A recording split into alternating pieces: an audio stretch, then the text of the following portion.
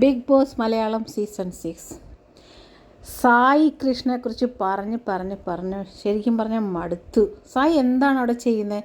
നന്ദന ഇതിൽ നന്നായിട്ട് കളിക്കുന്നുണ്ട്, നോറ കളിക്കുന്നുണ്ട്. ഇന്ന് ആ സീല് വയ്ക്കുന്ന ടാസ്കിൽ സായി ആ ബോർഡിൻ്റെ മുന്നിൽ നിന്ന് മാറാതെ നിൽക്കുക.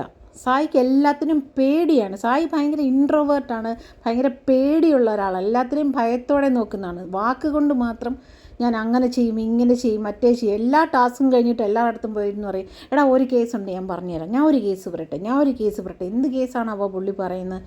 സീക്രട്ട് ഏജൻ്റ് എന്നുള്ള പേര് കറക്റ്റാണ്. കാരണം പുള്ളിക്ക് എല്ലാം സീക്രട്ടായിട്ട് ചെയ്യാൻ അറിയത്തുള്ളൂ. 4 പേർ മുന്നിൽ നിന്ന് ചെയ്യാൻ പറ്റുകയില്ല സായി കൃഷ്ണന്. എന്ത് ഒരൊറ്റ ടാസ്ക് സായി മര്യാദയ്ക്ക് ഇന്ന് ആ നിൽക്കുന്ന ടാസ്ക്, ബാലൻസിങ് ടാസ്ക്, CSO പോലത്തെ ആരും ഇല്ലായിരുന്നു. പുള്ളി കാല് വെച്ച് അവിടെ നിന്നു.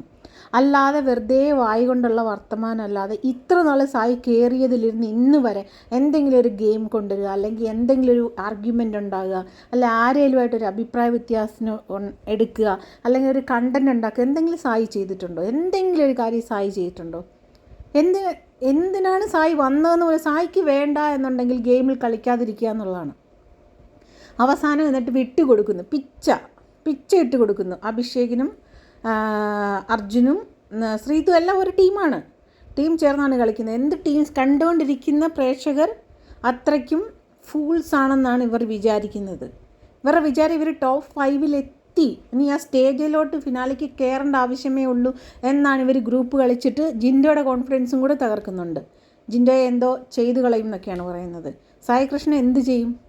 സായി കൃഷ്ണൻ കാറിനകത്ത് അടച്ചിരുന്ന് സംസാരിക്കും, അല്ലാതെ സായി ഒന്നും ചെയ്യൂല. ആ ബിഗ് ബോസിൽ വന്നിട്ട് ഒരൊറ്റ ദിവസം പോലും സായിയുടെ പെർഫോമൻസ് കണ്ടിട്ടേ ഇല്ല.